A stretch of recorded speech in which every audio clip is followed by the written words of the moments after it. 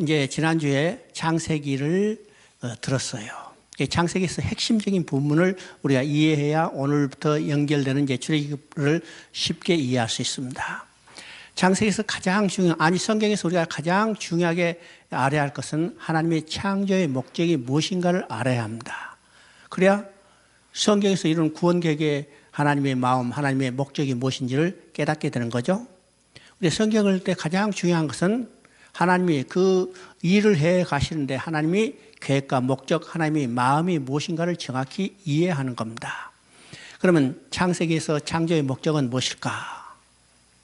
하나님이 말씀하시고 그대로 되니라 보시기에 좋았더라. 이 말을 통해서 하나님은 자신의 계획과 목적대로 우주 만물을 창조했는데, 그러면 하나님이 자신의 계획과 목적이 무엇일까? 2장에서 말하는 안식에 있습니다. 안식. 그러면 안식이라 하면 우리가 일반적으로 생각할 때 휴식의 개념이지만은 성경에서 말하는 안식의 개념은 휴식의 개념이 아니고, 물론 그 속에 휴식의 개념이 포함되어 있지만은 근본적으로 하나님이 창조한 우주 만물, 또 그 중에 중심에 인간이 있기 때문에 인간과 함께 살면서, 그죠? 하나님 나라를 건설할 때 하나님이 왕이 되고 하나님이 형상대로 지은 인간이 백성이 돼서 하나님이 통치하는 하나님 나라에서, 그 나라는 어떤 나라예요? 공의와 정의가 다스리는 평화로운 나라입니다. 이 평화로운 나라에서 자기 형상대로 지은 인간과 함께 살면서 기뻐하며 즐거워하며 그의 영광을 드러내는 것이 하나님의 창조의 목적이었어요. 이 창조의 목적을 영원히 유지하며 살기 위해서 하나님은 하나의 언약을 주셨죠. 이것이 창세기 2장 17절이라고 씁니다. 선악을 알게 하는 나무의 실과는 먹지 말라. 먹으면 반드시 죽으리라. 이거 우리가 일반적으로 금지 명령으로 생각하지만은 성경은 분명히 이것을 언약이라고 이야기합니다. 호세아 6장 7절을 보면 아담이 언약을 어겼다고 그랬어요. 아담이 어긴 것이 어떤 것이에요? 바로 창세기 2장 17절 선악과를 따먹지 말라 했는데 이것을 따먹기 때문에 언약을 어겼다고 그럽니다. 그러니까 창세기 2장 17절도 언약입니다. 언약이죠. 이 언약만 지키면 하나님과 인간의 관계는 세 가지 관계를 유지하면서 영원히 함께 살 수 있어요. 첫째는 왕과 백성의 관계, 두 번째는 남편과 아내의 관계, 세 번째는 아버지와 아들의 관계입니다. 이 관계를 유지하면서 하나님은 영원히 자기 형상대로 지은 인간과 함께 살기를 원하셨습니다. 그런데 창세기 3장에서 인간이 선악과를 따먹고 하나님의 언약을 어기고 범죄하고 타락하게 됐어요. 타락한 인간이 하나님 앞에 쫓겨났죠. 쫓겨난 성경적 이유를 우리가 분명히 이해한다고 했습니다. 의와 불법이 함께할 수 없고 빛과 어둠이 함께할 수 없기 때문에 범죄함으로 불의한 자가 되고 범죄함으로 어둠이 된 인간은 의로우시고 빛이신 하나님 앞에 쫓겨날 수밖에 없습니다. 쫓겨난 인간을 버려두지 아니하시고 하나님은 그를 돌아오게 하시겠다는 거예요. 이 돌아오게 하시는 것이 하나님의 구원 계획이고 이게 성경의 이야기입니다. 그러면 누구를 통해서 돌아오게 하실 건가? 어떤 방법으로 돌아오게 할 것인가? 그것이 창세기 3장에 게시되어 있죠. 첫째는 누구를 통해서? 여자의 후손을 통해서 돌아오게 하시겠다. 이것이 창세기 3장 15절입니다. 그럼 창세기 3장 15절은 여자의 후손을 보내주셨다는 핵심이 내용이지만은 거기에 세 마디로 되어 있다고 했습니다. 첫째는 여자의 후손과 뱀의 후손 두 진영으로 나뉠 것에 대해서 이야기를 합니다. 두 번째는 두 진영으로 나뉘고 두 진영 사이는 원수가 되고 싸움이 있을 것을 계시하고 있어요. 이것을 우리가 영적 전쟁이라고 합니다. 세 번째, 이 전쟁의 결과가 어떻게 끝날 건가를 말씀하고 있습니다. 이 전쟁의 결과는 여자의 후손이 뱀의 머리를 상하게 할 것이다. 여자의 후손이 결정적인 승리를 이미 계시하고 있어요. 그런데 뱀의 후손도 만만히 물러나는 게 아니라 끝까지 저항할 것을 말씀하고 있습니다. 그것이 여자의 후손을 발꿈치를 상하게 할 것이다. 이것이 오늘 우리 교회가 취하고 있는 상황이에요. 여자의 후손이 결정적인 승리를 이루셨어요. 누가? 여자의 후손 오신 예수 그리스도가 십자가에서 승리를 하셨지만은 사단은 물러나지 않고 끝까지 저항해 오는 것이요. 그것이 오늘 교회가 핍박과 환난을 당하고 있는 현실입니다. 그래서 예수님도 친히 말씀하시죠. 너희가 세상에서 환난을 당하나 담대하라. 내가 세상을 이겼노라. 우리는 세상에서 환난을 당하여. 그러나 결정적인 승리는 누가 이루어 놓으시는가? 내가 이뤘노라. 주님이 이루어 놓으셨어요. 이것이 계시록에서 그대로 이 사항을 반영하고 있습니다. 계시록에서 나타난 교회는 어떤 것이요? 예수 그리스도를 증거하다가 환난과 참음에 동참하는 교회, 소위 말해서 발꿈치를 상하게 다는 어려움을 당하고 있는 교회예요. 그러나 결과는 어떻게 됐어요? 마지막에 무너졌다 바벨론이요. 여자의 후손이 뱀의 머리를 완전히 상하게 하고 결정적인 승리를 이루는 것을 선포하는 거죠. 선포하는 겁니다. 그러면 어떤 방법으로 돌아오게 할 것인가? 바로 가죽옷을 지어 입혀서 돌아오게 하셨던 거예요. 이 가죽에서는 말 속에 여러 가지 의미가 있지만은 결정적인 의미는 벌거벗은 자를 가려주기 위해서 가죽옷을 지어 입히시는데, 이 가죽옷이라는 말 속에 이미 짐승의 죽음, 피 흘림이 암시되어 있습니다. 그러면 우리의 죄를 가려주시기 위해서 누가 죽으셔야 해요? 어린 양 대신 예수 그리스도가 십자가에 죽으실 것을 계시하고 있습니다. 그러니까 성경 전체 이야기는 지금 창세기 3장에서 계시됐던 여자의 후손을 통해서 가죽옷을 지어 입혀 돌아오겠다 하는 내용을 구체적으로 점진적으로 일관되게 계시를 발전시켜 나가고, 그것이 시작해서 예수 그리스도가 십자가에 죽으심을 통해서 성취된 것을 증거하고 있습니다. 이게 성경의 이야기예요. 성경의 이야기죠. 그 다음에 12장에서는 하나님께서 아브라함을 부르셔서 하나님이 계획과 목적을 성취하기 위해서 첫 번째 약속을 주시는데, 이 약속의 내용을 우리가 정확히 기억해 둬야 한다고 했습니다. 왜요? 아브라함에 주신 약속이 오늘 나에게 주신 약속과 동일하기 때문이요. 그러면 아브라함에 주신 약속을 정확히 우리가 이해해서 내게 주신 약속이 무엇인가를 우리가 정확히 알아야, 뭘 주셨다는 것을 알아야 받을 것을 요구하죠. 그렇기 때문에 그 약속의 내용을 정확히 우리가 알아야 합니다. 그러면 아브라함이 주신 약속은 내용은 세 가지라고 했어요. 첫째는 자손에 대한 내용이죠. 자손은 궁극적으로 누구라고 했어요? 예수 그리스도라고 했습니다. 이 갈라디아서 3장 16절에 분명히 이야기하고 있습니다. 두 번째는 땅에 대한 약속이요. 땅은 육적으로는 눈에 보이는 가나안 땅이지만은 영적으로는 하나님을 떠난 인간들이 돌아갈 본향 곧 천국을 이야기합니다. 세 번째는 복이라고 했어요. 이 복은 땅의 모든 민족이 너로 말미암아 복을 얻으리라 그랬어요. 아브라함의 후손뿐만 아니라 땅의 모든 민족, 그 땅의 모든 민족은 오늘 한국에 살고 있는 우리도 포함되어 있고, 미국 사람들도, 탄자니아 사람들도, 영국 사람도, 중국 사람도 다 내포되어 있습니다. 땅의 모든 민족이 너로 말미암아 복을 얻으리라. 이 복은 어떤 것인가? 에베소서 1장 3절에 이야기한 대로 그리스도로 안에서 하늘에 속한 모든 신령한 복, 땅에 속한 복이 아니고 세상적인 복이 아니고 육신적인 복이 아니고 물질적인 복이 아니고 하늘에 속한 신령한 복입니다. 이 복이 양이 얼마일까? 인간의 이성으로 셀 수 없는 모든 복이라고 써요. 이 복을 인간이 누리며 살 때가 있었습니다. 언제일까요? 아담이 범죄하고 하나님에 쫓겨나기 전에 에덴 동산에서 하나님과 얼굴을 맞대며 살면서 누렸던 복입니다. 그런데 인간이 이 복을 다 상실했어요. 아담이 범죄로 하나님에 쫓겨나자 하나님과 함께 살면서 누리던 모든 복을 다 상실했죠. 인간이 아무리 노력해도 이것을 회복할 수 없습니다. 누구를 통해서 회복할 수 있어요?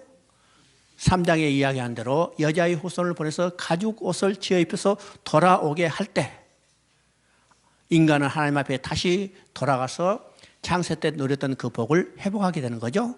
그래서 그리스도 안에서 하늘에 속한 모든 신령한 복이라고 이야기합니다. 그러니까 우리가 누릴 수 있는 복의 가장 중요한 전제는 그리스도 안이에요. 하늘에 속한 모든 신령한 복입니다.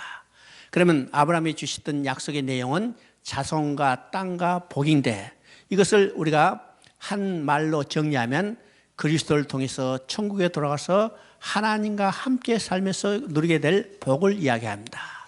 이것을 다른 말로 말하면 복음이에요. 복음이 어떤 것이에요? 복음은 우리가 영어 그대로 이야기하면 기쁜 소식인데, 그 기쁜 소식의 내용이 뭘까? 내용이 뭘까요? 하늘에 속한 모든 신령한 복을 누리며 사는 거예요. 누구를 통해서? 예수 그리스도를 통해서.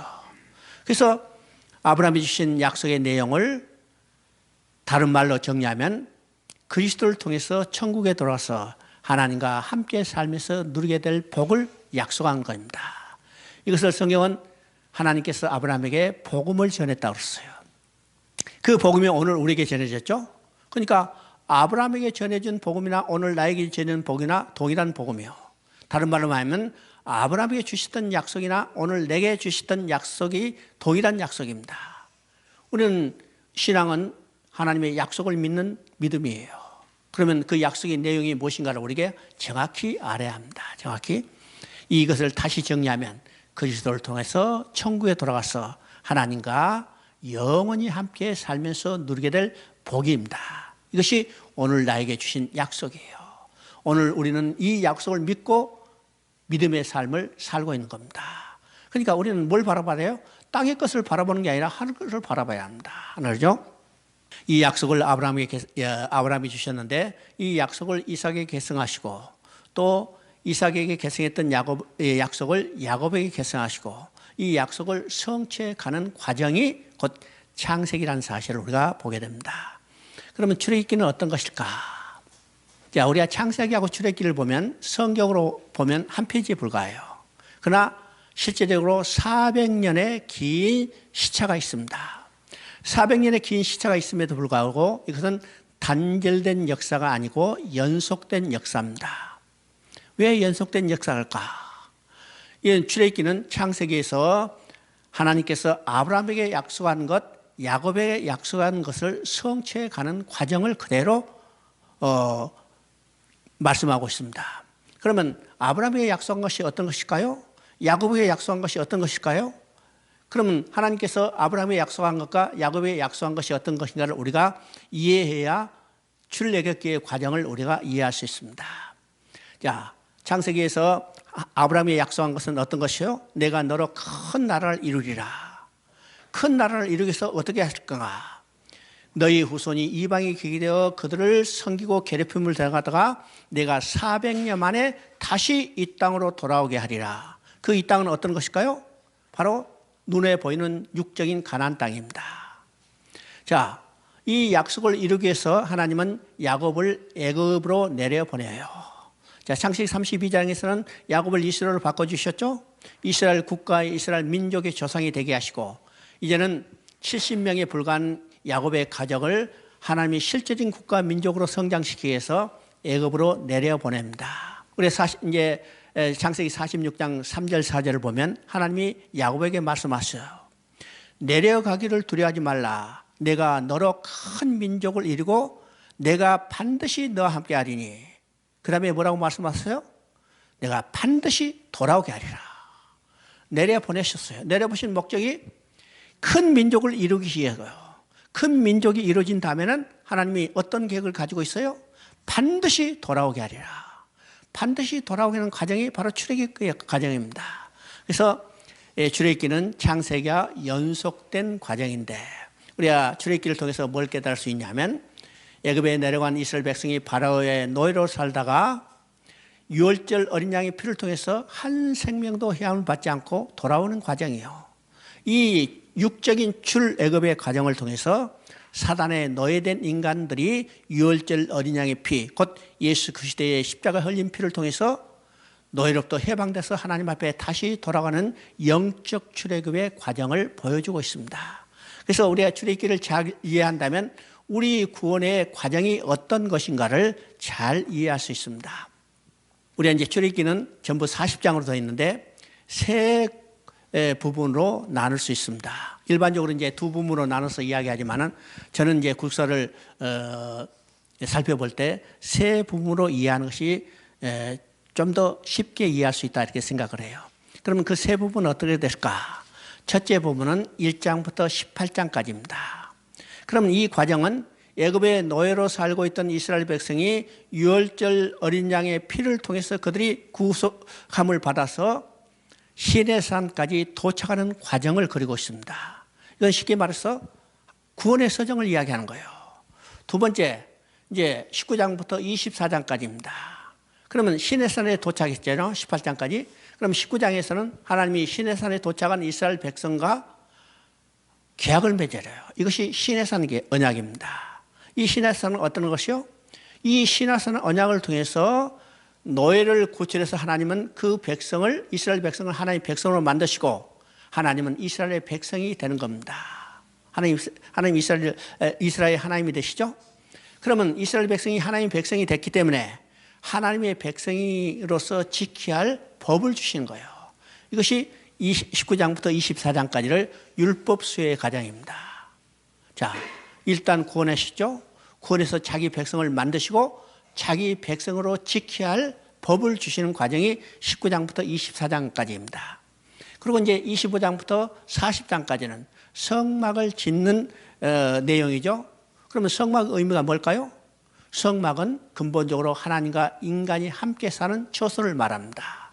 그래서 구약에 여러 가지로 이야기해요. 성서, 성전, 성막, 처소 이렇게 이야기지만은 이 자체는 하나님과 인간이 함께 사는 처소예요. 자, 자기 백성이 됐기 때문에 함께 살아야죠. 남편과 아내가 결혼했으면 함께 살아야죠.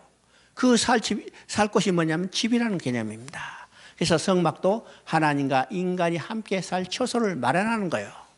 우리가 눈에 보이는 건물만 생각하지만 성막의 근본적인 이념은 하나님과 인간이 함께 사는 처소입니다. 야, 이 처소가 마련하자. 그곳에 하나님이 임재했어요. 하나님이 임재하자 하나님의 영광이 충만했습니다. 그러면 우리의 신앙의 궁극적인 목표는 뭘까? 하나님과 함께 사는 것이요. 하나님의 영광을 바라보고 즐거운 삶을 누리는 겁니다. 이것이 출애굽기 25장부터 40장까지 성막을 짓게 하는 내용입니다. 이것이 출애굽기 전체적인 과정이죠.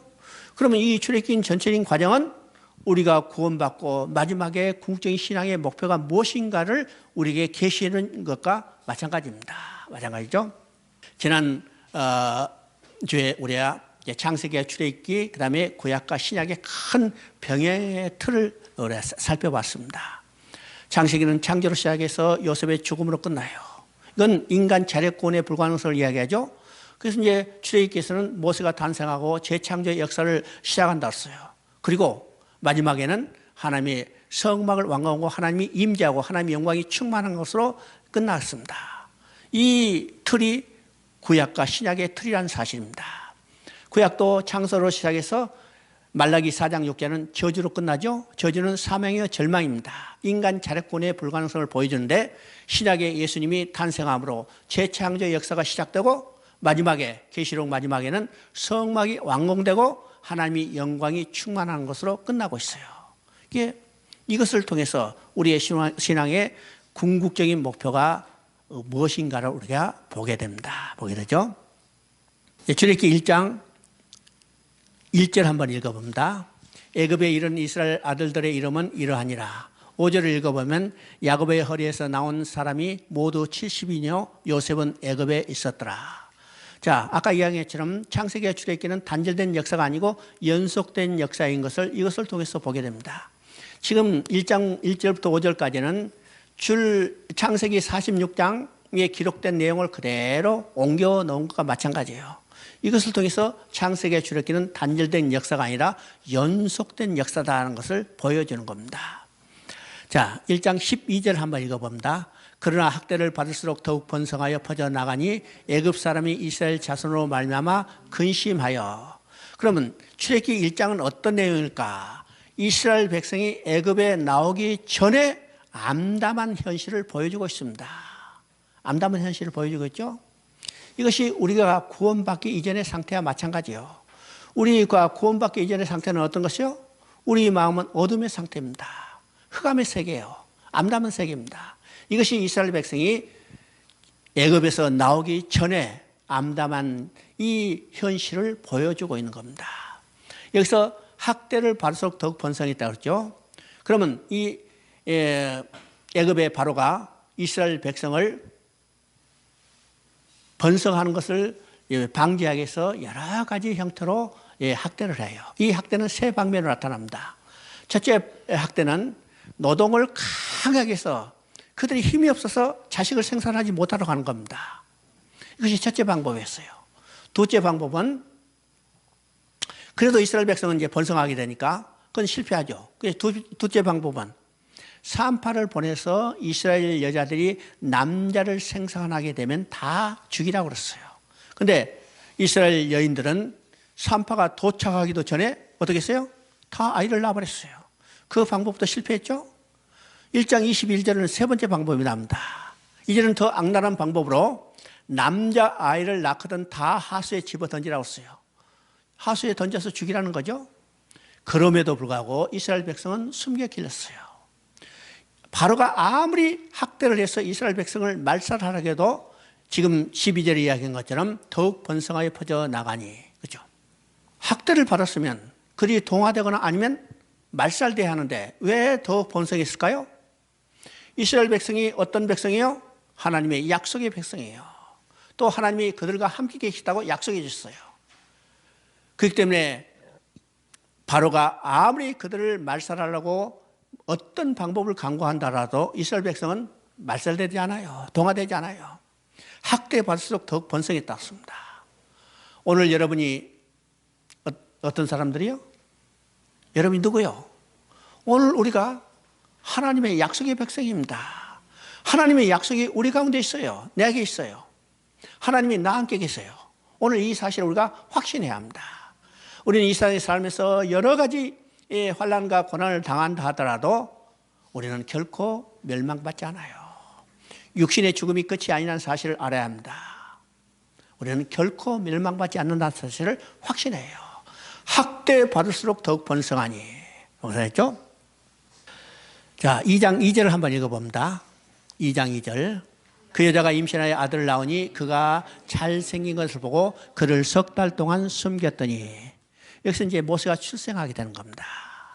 학대받은 그 상황에서 하나님의 생육의 그 계획은 절대로 끊어지지 않고 더욱 번성하게 되는 거죠. 그래서 이 모세가 출생하게 되는데, 여기서 모세가 출생한 것을 보고 잘생겼다고 그랬습니다. 잘생겼다. 이 잘생겼다는 말이 어떤 의미일까? 이건 언어적으로 토부라는 말인데 보시기에 좋았다는 말이에요. 또 어떤 말, 이제 우리말 번역하면 선이라는 말입니다. 선, 토부, 잘생겼다, 보시기에 좋았다는 말인데, 이 보시기에 좋았다는 말이 반복되어 나오는 것이 어딜까? 우리가 창세기 1장의 창조의 과정을 보면 하나님이 말씀하시니 그대로 되니라 보시기에 좋았다는 말이 계속 반복돼요. 그러면 창조 때 하나님이 계획과 목적대로 이루시고 보시기에 좋았다고 했어요. 그것이 아담이 범죄함으로 파괴됐죠. 이것을 다시 회복하는 겁니다. 그래서 이스라엘 백성을 애굽에서 건져내기 위해서 누가 출생하느냐? 모세가 출생함으로 보시기에 좋았다는 것은 재창조의 역사가 모세를 통해서 이루시겠다는 겁니다. 그러면 재창조의 역사는 어떤 것일까? 우주 만물을 새로 만드는 게 아니라 하나님이 지었던 하나님 나라 우주 만물이 인간의 타락으로 해서 파괴됐어요. 파괴된 인간, 하나님 나라가 파괴됐다는 거죠. 이 하나님 나라가 파괴됐다는 것은 어떤 의미일까? 하나님 나라 지붕이 날아갔다는 이야기가 아니고 하나님 나라 기둥이 무너졌다는 이야기 아니죠. 함께 살던 백성이 떠나버렸어요. 그러면 하나님 나라 회복은 어떤 것일까? 재창조의 역사는 어떤 것인가? 떠났던 백성을 다시 돌아오게 하는 겁니다. 그래서 모세가 출생한 것으로서 재창조 역사가 시작된데, 그 재창조 역사는 잃어버린 자기 백성을 찾는 거예요. 바로 애굽에 노예로 있던 그 백성을 유월절 어린 양의 피를 통해서 다시 돌아오게 해서 하나님은 재창조의 역사를 이루어 가시는 겁니다. 이루어 가죠. 2장 6절을 한번 읽어봅니다. 2장 6절.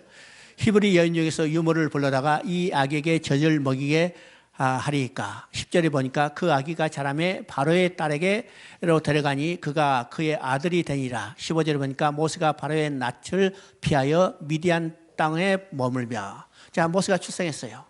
출생하자 아무런 훈련 없이 하나님의 사명을 감당할 수 있는 게 아니죠. 하나님의 사명을 감당하기 위해서는 반드시 훈련의 과정이 거칩니다. 훈련의 과정이 거쳐요.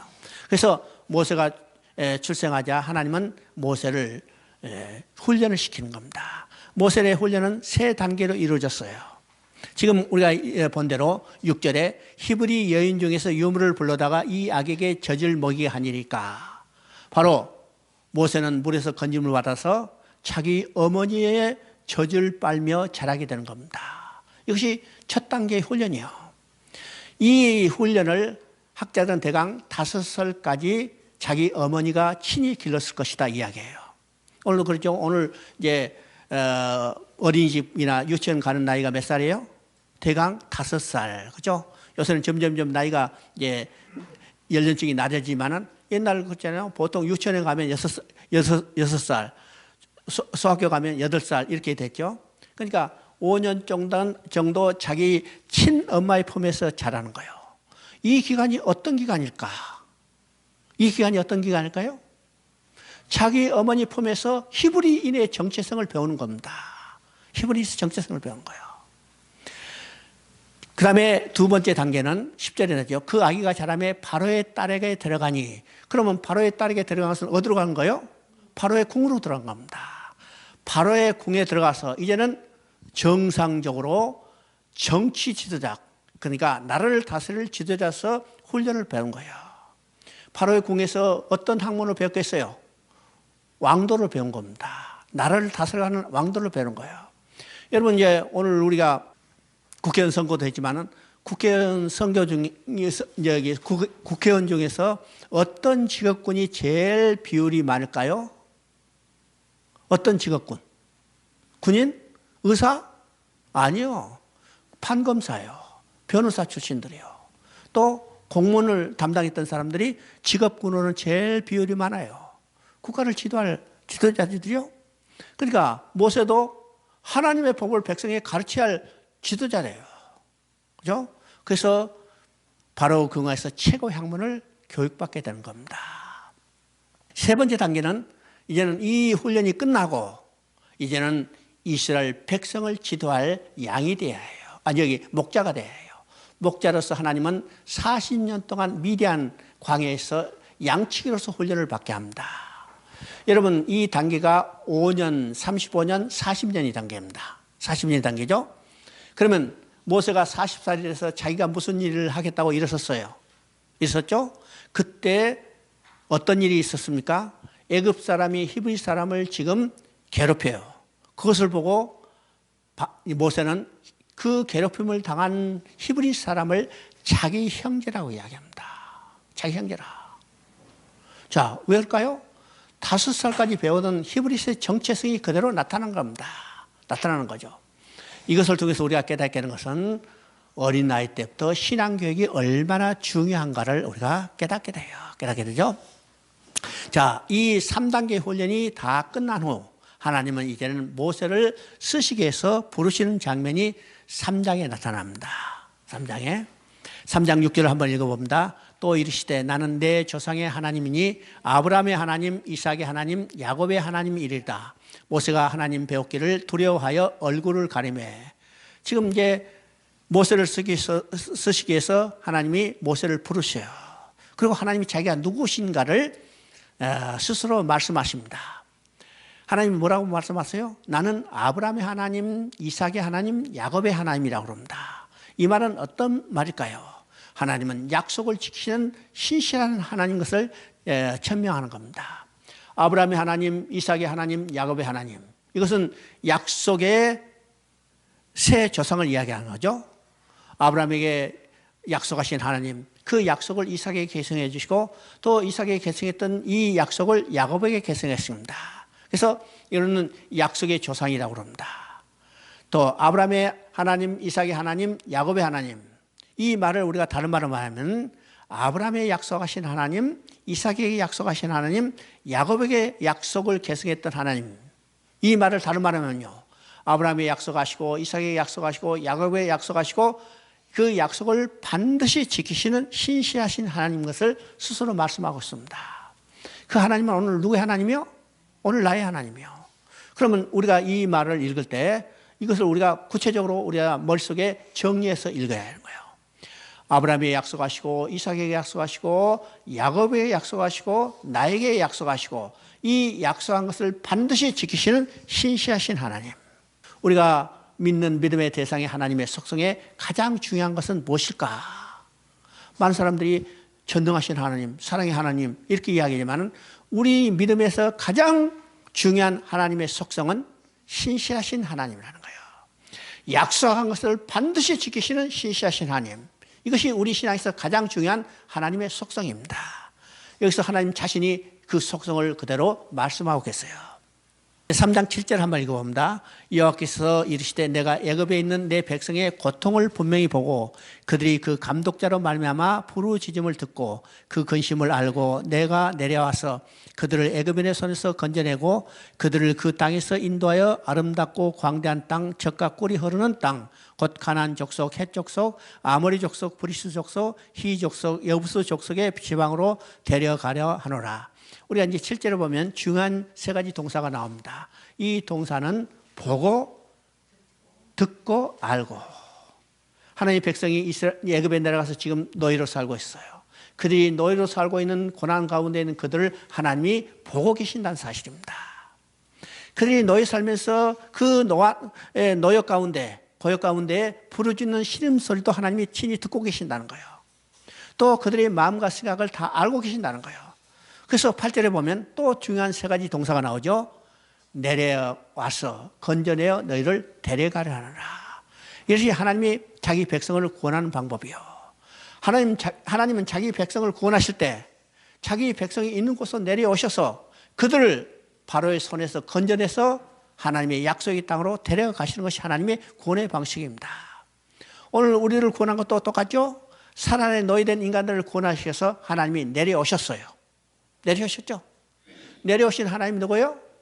육신을 입고 오신 하나님 곧 예수 그리스도입니다. 예수님이 이 땅에 오신 하나님 자신이에요. 예수님이 이 땅에 오신 목적이 뭐예요? 잃어버린 자기 백성을 찾아 구원하라 합니다. 잃어버린 백성을 찾아 노예로부터 해방시켜서 약속의 땅, 가나안 땅, 아니 천국으로 데려가기 위해서 하나님이 이 땅에 내려서 구원 계획을 이루어 가시는 과정입니다. 자, 11절에 보니까 내가 누구에게, 그렇죠? 이것은 이제 우리가 8절에 보면 하나님이 모세를 바로에게 보내겠다고 했어요. 모세가 그 바로에게 보냈다고 하니까 지금 모세가 이야기하는 거죠. 내가 누구이기에. 이것은 모세가 자기 자신이 누구인가를 정확히 알고 고백하는 내용입니다. 내가 누구이기에. 이 말을 다른 말이면요, 나는 할 수 없어요, 이 말이에요. 왜 그럴까요? 모세는 지금 어떤 신분이에요? 모세는 40년 전에는 바로의 공주였어요. 그죠? 아니, 바로 공주의 아들, 바로의 애굽의 왕자였어요. 애굽의 왕자일 때도 히브리 사람 두 사람이 싸우는 것을 해결하지 못하고 죽이겠다니까 죽음을 두려워서 도망갔던 사람이에요. 그가 40년 동안 미디안 광야에서 뭘 했어요? 양치기를 했습니다. 자, 40년 전에 바로의 왕자에 있다는 것을 누가 알아주겠어요? 또 그가 이 미디안에서 이 양치기를 했는데 바로를 만나러 가면 만날 수 있겠어요? 자기 자신을 정확히 아는 겁니다. 자기 능력의 한계를 정확히 알고 나는 할 수 없어요. 내가 누구에게 바로에 가서 이스라엘 백성을 건져낼 수 있습니까? 그렇죠? 자, 그때 하나님 뭐라고 말씀하세요? 내가 반드시 너와 함께하리라. 이스라엘 백성을 구원해내신 것은 모세가 아니라 하나님 자신이에요. 모세는 하나님의 도구로 사용될 뿐입니다. 사용될 뿐이죠. 그래서 하나님은 모세를 이제 바로에게 보내겠다는 하는데 우리가 4장까지를 보면 모세가 하나님께 몇 번의 항거를 해요. 나는 못해요. 나는 못해요. 나 못해요. 이 말을 여러 번 반복하죠. 그 내용을 보면 우리가 3장 11절을 보면 우리가 이제 방금 읽은 것처럼 내가 누구에 자기의 능력의 한계를 잘 알고 고백하는 내용입니다. 이제 3장 13절을 보면 그 이름이 무엇이냐고 하면 내가 무엇이라고 그들에게 말할까? 이 말은 쉽게 말하면 나를 누가 보내냐고 물어보면 내가 누가 보냈다고 이야기할 겁니까? 이 말입니다. 그죠? 그때 하나님이 말씀하십니다. 하나님이, 여기서 이제 몇 가지를 이야기해요. 하나님이 자기 자신에 대해서 자기 계시를 말씀합니다. 첫째는 무엇이라고 말해요? 나는 스스로 있는 자다. 이건 다른 신과 비교할 수 없는 오히려 유일한 존재라는 것을 스스로 말씀하실 뿐만 아니라 스스로 있는 자는 능동적인 존재라는 겁니다. 우리가 이방이 섬기는 사람들이 섬기는 우상은 다 수동적이에요. 움직일 수 없죠. 그런데 하나님은 스스로 있는 자, 능동적인 존재예요. 적극적으로 주권을 가지고 일하시는 하나님 것을 말씀하고 있습니다. 또 하나님이 뭐라고 말씀하세요? 약속의 하나님. 나는 아브라함과 이삭과 야곱의 하나님이라고 하는데 약속의 하나님이 약속을 반드시 지키시는 하나님인 것을 하는 스스로 말씀하고 있습니다. 세 번째는 여호와 하나님이라고 해요.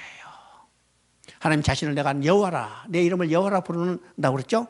이 여호와라고 부르는 것은 구원의 하나님이라는 것을 말씀합니다. 그러면 나를 보내신 자가 누구라 말씀할까 할 때 모세가 뭐라고 했어요? 하나님은 스스로 있는 자고 약속을 지키시는 신실한 하나님이고 우리를 구원하시는 하나님이라는 것을 자신 있게 이해할 수 있죠.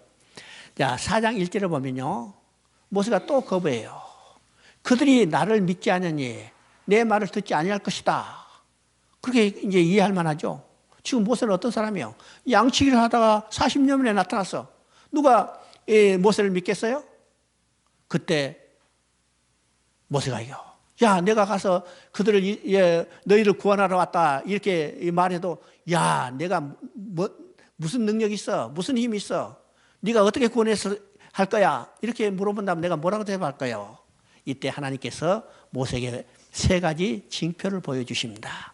첫째 징표는 어떤 것이요? 지팡이가 뱀이 되게 하는 거예요. 둘째 징표는 손이 나병에 걸리게 하는 겁니다. 셋째 징표는 물을 피로 변하게 하는 징표를 보여줬어. 하나님이 너에게 능력 줬으니까 이 능력을 가지고 너에서 이스라엘 백성을 건져내라는 말입니다.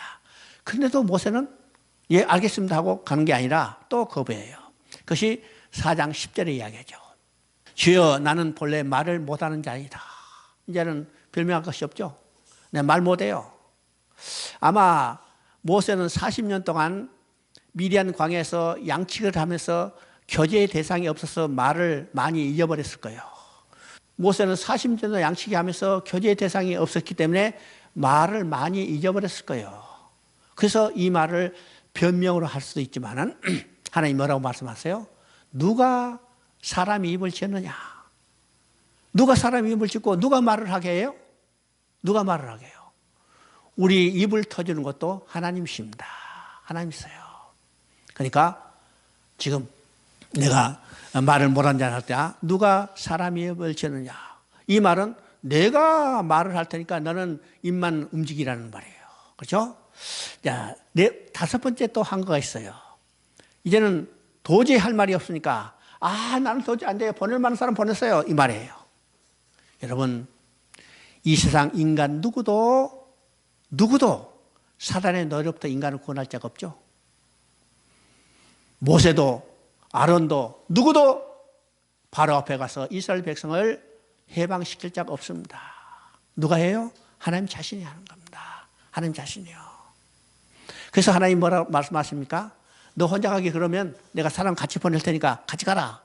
그게 누구예요? 아론과 같이 보내주시고 아론과 함께 동역할 수 있도록 하나님이 역사하신 것을 우리가 보게 됩니다. 우리가 이제 모세를 불러 쓰시겠다니까 모세가 5번의 거부를 하죠. 이 거부를 통해서 우리가 깨닫는 것이 있습니다. 하나님은 자기 자신을 철저히 부인하는 사람을 사용해서 일하신다는 거예요. 자기를 드러내는 사람을 절대로 쓰지 않아요. 자기를 철저히 부인하는 사람. 두 번째, 어떤 사람을 쓰셔요? 자기가 철저히 무능하다고 생각하는 사람. 유능하다고 생각하는 사람과 하나님은 함께 역사하지 않아요. 왜일까요? 유능하다고 생각하는 사람은 지가 지 일을 하려고 그러죠.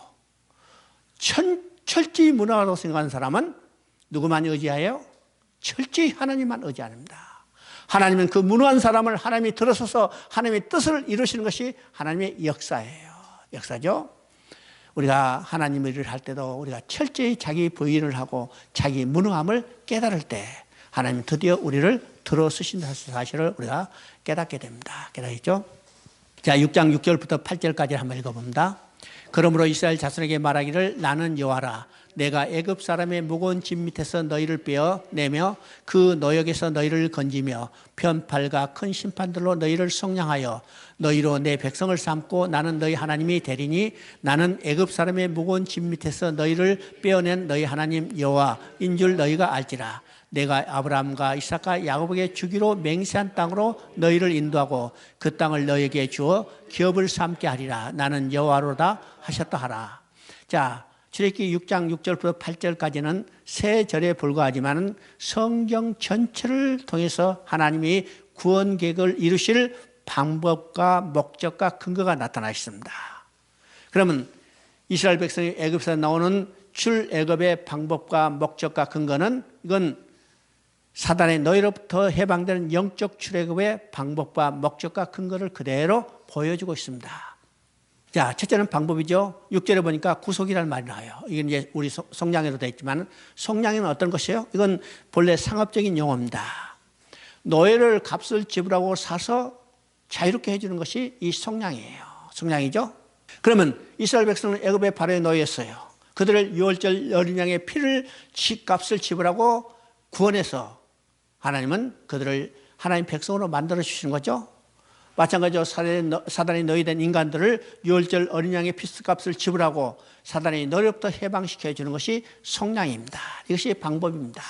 두 번째는 목적이에요. 이스라엘 백성을 구원하는 목적은 하나님이 하나님 백성으로 만드시기 위해서요. 만드시기 위해죠. 이스라엘 백성은 본래 야곱의 자손인데 애굽에 내려가서 바로의 노예로 전락됐어요. 그들을 건져내서 하나님은 하나님의 백성으로 만드시는 데 목적이 있습니다. 마찬가지로 인간도 어떤 존재예요? 인간은 본래 하나님의 백성이었어요. 우리가 창세기 1장 상기를 통해서 봤죠. 하나님과 인간의 관계는 왕과 백성의 관계. 그래서 아담을요 자기 형상대로 지어서 하나님이 자기 백성으로 만드셨는데 이 백성이 하나님 법을 어기고 하나님 앞에 쫓겨나서 어떻게 해요? 사단의 노예로 전락됐어요.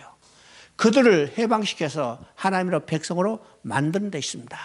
그래서 계시록 21장에 보면 나는 너희 하나님이 되고 너희는 내 백성이 되리라. 하나님과 백성의 관계가 회복된 것을 우리가 보게 됩니다. 세 번째는 근거가 있어요. 근거는 8절에 나오죠. 아브라함과 이삭과 야곱에게 주기로 맹세한 땅으로 너희를 인도하리라. 그죠? 맹세의 근거에서 그들을 인도하는 겁니다. 오늘 하나님이 우리를 구원해서 천국으로 인도하는 것도 하나님의 약속이 있다는 사실을 우리가 깨달아야 합니다. 깨달아야죠. 자, 이제 7장부터는 모세가 바로 앞에 가서 이스라엘 백성을 구원하기 위해서 이적을 행하는 내용입니다. 그러면 7장에서부터 이제 10장까지 9가지 재앙이 나오죠. 그 재앙의 첫 번째는 애굽의 모든 하수를 피로 변하게 하는 겁니다.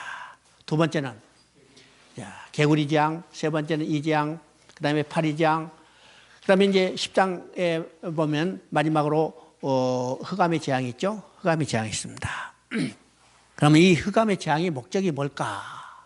그 전에 우리 이제 모세가 바로 앞에서 재앙을 내리죠. 재앙이 내리는데 줄곧 모세가 요구하는 것은 내 백성을 보내라. 내 백성이 하나님을 제사드리려 하노라. 섬기려 하노라. 절기를 지키려 하라. 이 제사와 섬긴다 절기라는 것은 동일한 의미예요. 쉽게 말하면 하나님께 예배드리는 거예요. 예배드리기 위해서 내 백성을 보내라 그랬어요. 그런데 바로가 이 재앙을 내리자 몇 가지 타협안을 제시합니다. 여러분 타협안을 우리가 주의 깊게 봐야 해요. 첫 번째 타협안이 어떤가? 여러분 8장 25절 한번 읽어보면 8장 25절에 바로가 뭐죠? 자, 거기서 이 땅에서 하나님께 제사를 드리라고 했어요. 이게 첫 번째 타협안입니다. 그 땅, 그러니까 애굽 땅에서 떠나지 말고 거기서 제사를 드리라는 거예요. 제사를. 두 번째 타협안은 어떤 것이요? 28절에 나옵니다. 8장 28절. 너희 너무 멀리 가지 말라고 그래요. 너무 멀리 가지 마라. 세 번째 타협안은 10장 11절에 나옵니다. 10장 11절 한번 봅니다. 너희 장령만 가서 섬기라. 네 번째는 10장 24절이에요. 양과 소는 머물러 두고 갈지니라. 참 우리가 이 타협안이 어떤 것인가를 우리가 잘 깊이 생각해야 합니다. 오늘 사단도요, 똑같은 방법으로 믿는 자에게 타협안을 제시해요. 오늘 이 많은 타협하는 사람들이 많이 있죠. 이 땅에서 제사를 드리라. 야, 우리 자유롭게 신앙 허용하는 건가? 그러나 그 범위를 벗어나지 못하는 거죠. 두 번째 마찬가지입니다. 너희 너무 멀리 가지 마라. 자기 통제권에 그냥 묶여들라는 겁니다. 그래요. 세 번째는 너희 장정만 가서 섬기라. 이건 무슨 이야기예요? 야, 이건 괜찮을 것 같은데? 장정만 가서 따라 섬기면 된다. 여기 중요한 것은 뭐가 있습니까? 어린 아이는 두고 가라는 겁니다. 신앙에서 가장 중요한 핵심은요, 어린아이의 신앙이에요. 우리가 출애굽기나 신명기를 보면 모세가 그 백성들에게 계속해서 강조하는 말이 가르치라, 가르치라, 가르치라. 자자손손히 가르치라, 어린이를 가르치라. 계속이 말해요. 신앙이 계승되기 위해서는 어린아들에게 가르쳐야 해요. 오늘 한국의 문제는 뭘까요? 주일학교가 붕괴되고 있다는 이 무서운 현실입니다. 아까도 얘기했지만 우리 세대는 별로 괜찮아요. 이 다음 세대가 무슨 세대죠? 무슨 세대? 신앙은 언제부터 교육한다고 했어요? 어린아이부터 신앙 교육이 이루어진다고 했어요. 그런데 어린아이는 가르치지 못하게 하는 거예요. 장정만 가라. 장정만 가라. 자, 그 다음에 10장 20절에 양과 소는 머물러 두고 갈지니라. 여러분, 재산을 두고 가면 어디에 마음이 있어요? 다시 돌아가게 돼 있어요. 반드시 재산인데 마음을 두고 돌아가게 돼 있어요. 재산을 두고 가면 반드시 돌아오게 될 것을 알고 있는 거예요. 오늘 이런 것들에 신앙생활이 어려운 사람들이 많죠? 많죠. 우리가 소돔과 고모라가 멸망될 때도 롯의 아내는 재산이 아까워서 쳐다보다가 속게 됐어요. 그죠? 마지막으로 타협한 양과 소는 머물러 가라. 만약 이것을 타협했다면 아마 바로는 기뻐서 어쩔 줄 몰랐겠죠. 오늘 이 타협안이 무엇인가를 우리가 한번 생각해 봐야 합니다. 그죠? 이제 11장 1절 한번 읽어봅니다. 여호와께서 모세에게 이르시기를 내가 이제 한 가지 재앙을 바로와 애굽에 내린 후에야 그가 너희를 여기서 보내리라. 그가 너희를 보낼 때에는 여기서 반드시 다 쫓아내리니. 지금 10장까지 9가지 재앙을 내렸어요. 9가지 재앙을 내렸는데 바로가 보내지 않았습니다. 그리고 이제 11장에서는 이야기죠. 한 가지 재앙을 바로와 애굽에 내린 후에 그가 너희를 여기서 보내리라. 여기서 한 가지 재앙을 이야기합니다. 한 가지 재앙이요. 여기서 우리가 이제 조금 강조해서 이야기하면 오직 한 가지 재앙을 내린 후에야. 오직이란 말을 여기다 한자 써놓으면 우리 이제 조금 더 쉽게 이해할 수 있죠. 오직 한 가지 재앙을. 그러면 9가지 재앙을 내린 목적이 무엇일까? 지금 모세가 바로 앞에서 하나님의 권능을 행사해서 9가지 재앙을 내렸는데도 바로가 보내지 않았어요. 그러면 하나님의 능력이 부족해서 한 가지 재앙으로 바로를 제압할 없었을까요? 그래서 9가지 재앙을 내렸을까요? 그래서 보내지 않았을까요? 아니요. 하나님은 한 가지 재앙으로도 얼마든지 바로를 제압할 수 있어요. 노아 때 한 번의 홍수로 인류를 심판했어요. 소돔과 고모라도 한 번의 유황불로 다 멸망시켰어요. 하나님은 한 번의 재앙으로도 얼마든지 바로를 제압할 수 있는데 왜 9가지 재앙을 내렸을까? 왜 9가지 재앙을 내렸는데도 바로가 이스라엘 백성을 보내지 않았을까? 바로 이 한 가지 재앙에 초점이 맞춰가고 있다는 사실입니다. 다른 말하면요, 이 한 가지 재앙을 통하지 않고는 이스라엘 백성을 애굽에서 해방시킬 수 없다는 거예요. 사단에 노예된 인간을 구원할 수 없다는 거예요. 오직 한 가지 재앙. 그 한 가지 재앙은 바로 애굽의 모든 장자가 죽임을 당한 가운데 이스라엘 백성은 유월절 어린 양의 피를 통해서 한 생명도 해함받지 않고 해방되는 역사를 이루어가는 겁니다. 이런 거죠. 자, 12장은 바로 이제 이것을 보여주고 있습니다. 12장 7절 한번 읽어봅니다. 그 피를 양의 멀집 좌우 문설주 임방에 바르고 13절 내가 애굽 땅을 칠 때 그 피가 너희의 사는 집에 있어서 너희를 위하여 표적이 될지라. 내가 피를 볼 때 너희를 넘어가리니 재앙이 너희에게 내려 멸하지 아니하리라. 자, 12장 1절부터 14절까지는 유월절을 지키는 규례에 대해서 이야기합니다. 그러면 유월절 규례는 어떻게 지킨가? 이스라엘 백성 중에 각 집에 어린 양을 준비했다가 그달 14일 저녁에 잡아서 양 고기는 먹고 피는 문설주 임방에 바르라고 그랬습니다.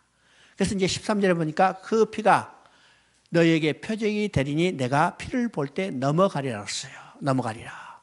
자, 여기서 중요한 것은요, 피를 볼 때 넘어가리라. 그것이 표적이 된다고 했죠. 그럼 이 표적의 의미는 두 가지입니다. 첫째는 아주 간단한 방법. 피 발라진 집과 피 발라지지 않는 집을 구별해 주는 거예요. 피 발라진 집은 이스라엘 백성이 사는 집이고 피 발라지지 않은 집은 애굽 백성이 사는 집입니다. 오늘날로 말하면 믿는 자의 집과 믿지 않는 자의 집을 구분해 주는 거예요. 그러면 이스라엘 백성 집에는 피가 발라졌어요. 그러면 오늘 믿는 자의 집에 피가 발라졌어요? 피가 발라지지 않았어요? 어? 오늘 믿는 자의 집에 피가 발라졌을까? 발라지지 않았을까? 눈에 보이는 이 건물에는 발라지지 않았어요. 근데 오늘 믿는 자의 또 피가 발라졌어요. 어디에 발라졌어요? 우리 마음에 뿌린 바 됐으지. 우리 마음에 뿌린 이 피가 표적이 되는 겁니다. 표적이 되는 거죠. 이것이 첫 번째 표적의 의미고, 또 두 번째 표적의 의미는 그 피를 볼 때 내가 넘어가리죠. 그러면 애굽의 모든 장자를 죽이기 위해서 하나님의 사자가 그 밤에 돌아다닐 때 이스라엘 집에 와서는 문설주 임방에 발라진 피를 보고 그 피가 표적이 돼서 넘어간다고 했어요. 우리가 이것을 깨달아야 합니다. 뭘 알까? 이스라엘 집에도 똑같이 죽음은 있었어요. 그렇죠? 누가 죽었어요? 이스라엘 장자 대신 어린 양이 대신 죽었어요. 어린 양이 대신 죽습니다. 바로 여기서 대속죄가 나오는 겁니다. 이 대속죄는 창세기 22장에서 이미 나왔죠? 이삭 대신 수풀에 걸린 수양이 대신 제물로 드렸어요. 이삭 대신 수풀에 걸린 수양을 대신 드렸더라. 대속죄죠? 여기도 지금 똑같이 이스라엘 장자 대신 어린 양이 대신 죽었어요. 우리 대신 십자가에서 예수님이 대신 죽으셨습니다. 그래서 예수님은 어린 양이 돼서 우리의 죄를 대속하기 위해서 십자가에 죽으신 거죠. 예수님이 오신 목적이 뭘까? 인자가 온 것은 많은 사람을 위한 대속물이 되려 함이라. 바로 대속죄가 여기서 나타나고 있는 것을 우리가 보게 됩니다. 자, 12장 2절을 보면 이 달을 해의 첫 달이 되게 하라고 했습니다. 그럼 이 달, 그건 6월절이 있는 달을 해의 첫 달이 되게 하라. 이 의미가 무엇일까요? 지금까지 쓰던 달력 다 바꿔버리고 지금 4월달이지만 4월달을 1월달로 바꾸라는 거예요. 그럼 달력 다 바꿔야죠. 달력이 바뀐다는 것은 연대가 바뀌는 거고, 연대가 바뀌었다는 것은 역사가 바뀌었다는 겁니다. 무엇을 통해서? 6월절을 통해서. 오늘 우리가 역사를 계산한 기초도 어디에 있어요? 6월절에 있습니다. 오늘 2020년이라 하지만 이 주후 2020년이죠. 예수님이 이 땅에 오신 것을 해서 역사의 기점이에요. 이 예수님이 오신 것을 기점으로 해서 그 후를 우리가 주후로 계산하고 그 전을 우리가 주전으로 계산하죠. 그러면 예수님이 오신 것이 역사의 기점으로 계산하는데 예수님은 무엇으로 오셨어요? 6월절 어린 양이 되시기 위해서 이 땅에 오셨어요. 그러니까 6월절이 역사의 기점입니다. 역사의 기점.